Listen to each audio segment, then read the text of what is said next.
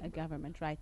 Right. Engineer Shaban, you also have Galal Amin's قصة الاقتصاد المصري, or the story of the Egyptian economy.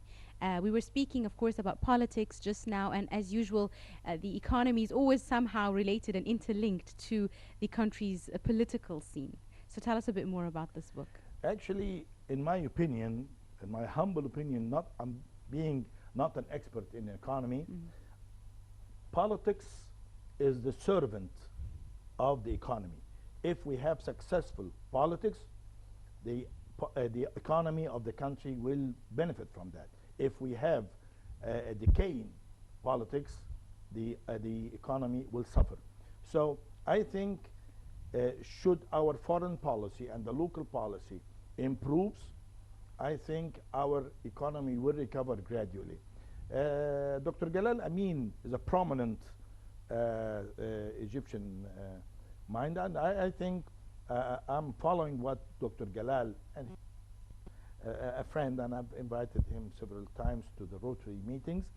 I think this book is very interesting to the non-specialized specialized person in economy. Very straightforward, very clear, and he actually is diagnosing all the problems that the Egyptian economy faced from the era of Muhammad Ali till Mubarak. And he broke down these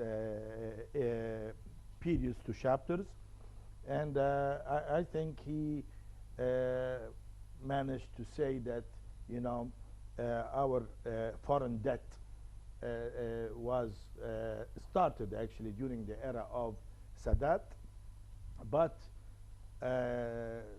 multiplied way, and you know, and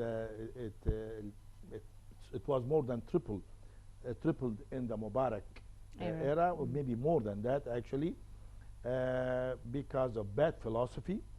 And I think anybody who's interested in knowing what's going on with the Egyptian economy, how could we just have a plan and to recover from what we are facing today. The dollar is about £7, and I think we need to do better than this. And you know, we are trying to push for a conference, an economical conference, and come up with a plan, an economical plan that will any government will come later on will be abide to this plan. Because, you know, in our new constitution, any government will come, will be abide to the percentage allocated to education, percentage allocated to healthcare. In order to fulfill long-term plans, Right. not just a short-term Right. plan with every government. But any government that will come and will not comply with this will be not unconstitutional. So any government should abide to an economical plan, definitely Stick to it. stick to it, because even if the government changes in the future, but the plan will remain. Nobody will actually come up with great ideas to change this plan. We need all the economical brains to be creative, imaginative, and come up with a good economical plan that will guide our economy in the future. Absolutely right. Welcome back, Engineer Hassan Shaban, Assistant to the Chair of Al-Wafd Party. We're still discussing your favorite books and some of your readings on this edition of The World of Books. And the next book you have for us is by Yusuf Zidane, which is very interesting because it's related to the current events as well. Yes, exactly. This is why I chose the book, and the title attracted me. It discusses the religious violence and how did the whole thing start. Does what does the violence that we see today is only born today, or it has some history? And I think Mr. Yusuf Zidane was very successful in this book. It was based on a speech that he made in the Coptic church in Egypt. He was illustrating on his book the famous Azazil, and later on he decided to write this book to put the information he mentioned and that gathering in this book, and I think it requires a lot of attention, and I think it's a good book. Indeed. You were just telling me earlier, like the violence that we're witnessing today, for example, in Egypt, isn't really necessarily what we would have witnessed a few years ago. No, actually, though the words in English are not does not resemble the Arabic, but al-hadara means civilization in English. Al-ihtidar means dying in English. Al-hadara wal-ihtidar, they have very similar sounds, but they're completely different. Al-hadara means you're starting up, you're flourishing, and you're developing, and you're full of hope. And al-ihtidar, you're going down, and this is the end. I think we are witnessing today in Egypt a crossroad. Whether we prove that we are capable of having a fresh, real start with the determination that we've used to see in the Egyptians when they built the pyramid, when they dug the Suez Canal, when they built the Aswan Dam, when they crossed the Suez Canal in the 1973. Determination. Whom will rule Egypt in the coming period will have to discover the secret code between the Egyptian and the land. There is a very strange relationship between man and the land. We always treated Egypt as an island. This is why we lost the African identity. We need to stress on our African identity so we win the confidence of our brothers in Africa, and we start projects with them to develop the whole area. And by developing the whole area, we will benefit from this. I mean, why should we look into our development programs as a local program for Egypt? No, this is not right. Our philosophy should be live and let live. We go to Africa. We need to look into Africa. We need to get our brothers in the Gulf to bring their money and finance projects in Africa. We are the tool to do these projects, and we give a chance to the Africans to reduce their unemployment in Africa, and we will all benefit from this. And also flourish. Right. Engineer Shaban, you have a couple of English books as well in store for us. They're completely different from what we mentioned before. The Secret History of the World by Jonathan Black.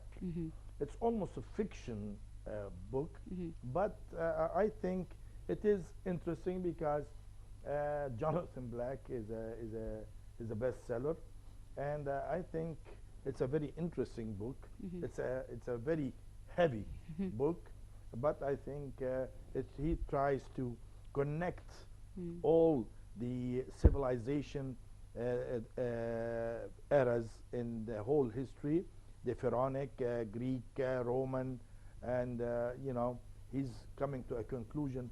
I hope it's not really a sad conclusion in the end, but he's talking about some religious aspects that he's got from the Old Testament and the New Testament.